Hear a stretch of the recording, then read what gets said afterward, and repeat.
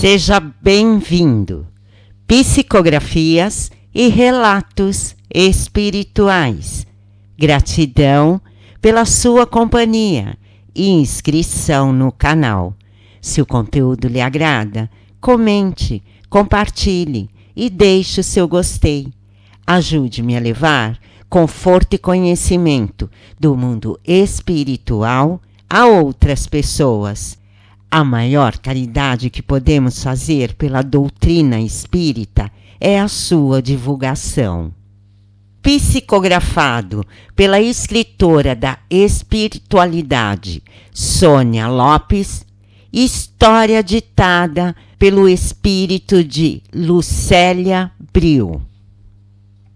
Eu estava muito feliz. Tinha programado minha reencarnação e seria filha da mulher que foi minha sogra. E nessa vida nos odiávamos. Ela tinha ciúmes do filho comigo e fez de nossa vida um inferno. Foram tantas dores, lágrimas e rancor entre eu e ela, que o nosso espírito precisava se perdoar. Na programação reencarnatória, eu e mais duas moças que namoraram o filho dela, que ela também atormentou e separou o casal. Concordaram de, em algum momento, passar uma pela vida da outra, para reparar todo o ódio que havia entre nós. Marilda reencarnou primeiro, a sogra da vida passada. Na fase adulta dela, já casada e o marido querendo um filho, eu estava pronta para me unir ao útero dela e me desenvolver normalmente como um bebê na barriga, nascer e conviver com ela.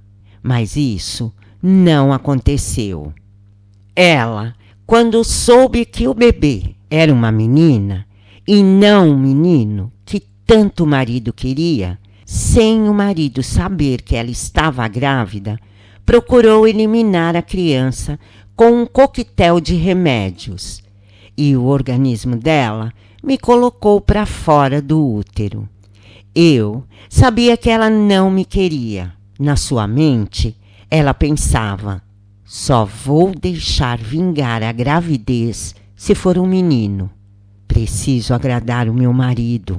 Não posso perdê-lo. Foi muito difícil conquistá-lo. O que ela não sabia é que o espírito que estava naquele bebê era eu, e que eu tinha programado uma vida inteira de evolução, e tudo que eu tinha em mente para evoluir foi abortado. Ela não percebeu que o meu espírito, ligado ao bebê, saiu daquele corpinho morto e com dores, porque o meu espírito sentia muita dor, revolta, e eu chorava muito. Quando o mentor que cuidava de mim, antes de eu reencarnar, veio me auxiliar, ele disse: Lucélia, entendo a sua dor. Você deve retornar para a colônia e esperar uma nova oportunidade de reencarnação. E eu chorei muito, não só porque eu fui rejeitada por ela. É que se ela tivesse me deixado nascer, na minha fase adulta, eu iria reencontrar o Guilherme. Eu tinha resgate e reparações de vida passadas com ele.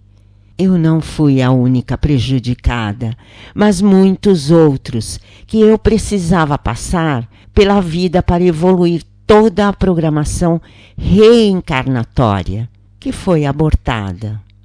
Eu retornei para a casa espiritual muito chateada e levou um tempo para eu melhorar. Com a ajuda dos mentores e com o tempo eu fui me recuperando.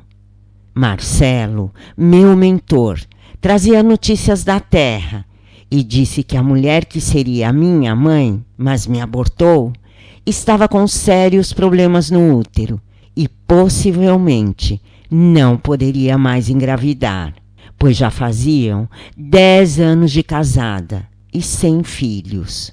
O marido queria adotar, mesmo que fosse uma menina. O meu mentor falou: é a sua oportunidade, não tenha medo. Perguntei: quem será a minha mãe biológica? Será uma moça de 16 anos que aceitou gerá-la. E assim que você nascer, a entregará em uma casa de adoção. Por que ela aceitou ser a minha mãe? Porque ela tem muitos erros de vidas passadas e isso vai ajudá-la a reparar os erros. Vocês não se conhecem. Ela vai prestar uma generosidade para com você. E quando vai ser isso? Breve. Ore muito. Peça à Mãe Santíssima para abençoar essa moça, para ela deixar essa criança nascer.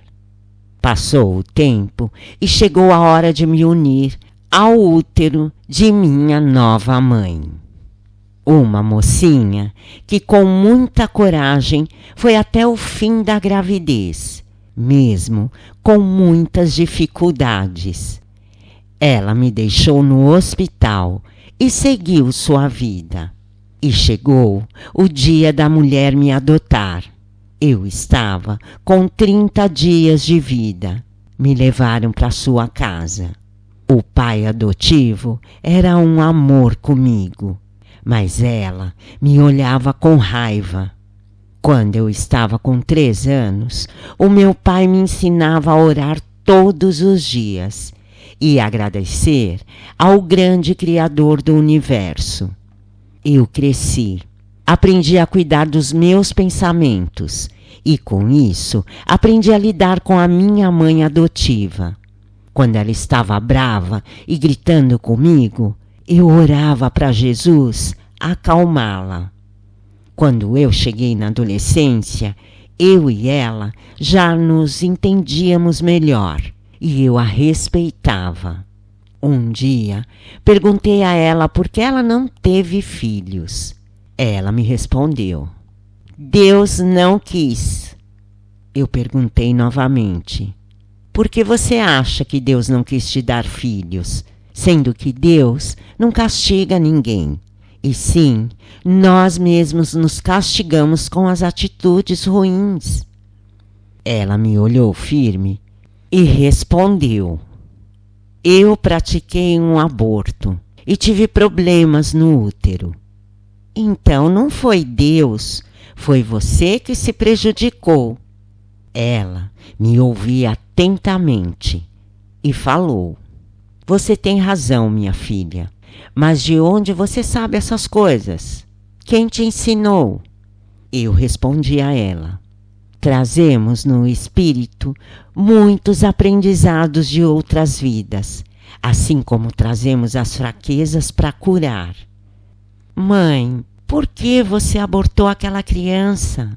Não sabe que o espírito que iria renascer no corpo daquela criança precisava evoluir? E ela respondeu: eu não sabia disso, por isso fiz. Tive medo que o meu marido me abandonasse. Ele queria um menino. Eu respondi a ela: se você tivesse deixado a criança nascer, ele ia amar mesmo assim. O seu medo e a sua falta de fé fizeram você tomar atitudes ruins. Eu sei, minha filha, como vou mudar tudo isso, se eu já fiz? Então, eu disse a ela: o fato de você me adotar e me dar amor e atenção já está reparando esse erro. Minha mãe adotiva perguntou: como sabe de tudo isso? Mãe, sei que você não gosta da espiritualidade, é católica, mas você já observou na Bíblia que fala da imortalidade do espírito? Não sei disso. O que aconteceu no 3º dia, quando Jesus morreu na cruz? Ela respondeu: ele ressuscitou e o espírito dele apareceu aos discípulos. Então, mãe, isso significa que o espírito não morre. Pensando bem, faz sentido. Não tinha observado isso. E ela perguntou: o espiritismo fala disso? Sim, mãe. O espiritismo mostra a realidade do espírito após a morte física, que estamos nessa vida de passagem, que devemos nos perdoar e nos entender melhor e que nada acontece por acaso. Não se revolte com os problemas de saúde de papai. Nessa vida, ele está se curando de tudo que foi danificado no corpo espiritual em outras vidas. Minha mãe perguntou: mas como pode existir outras vidas? Simples, mãe. Hoje, nós, eu, você e papai, estamos vivendo juntos. Quando acabar o nosso tempo e o nosso corpo físico morrer, vamos retornar para o lar espiritual, de onde viemos, e depois reencarnaremos novamente. Quem falou isso?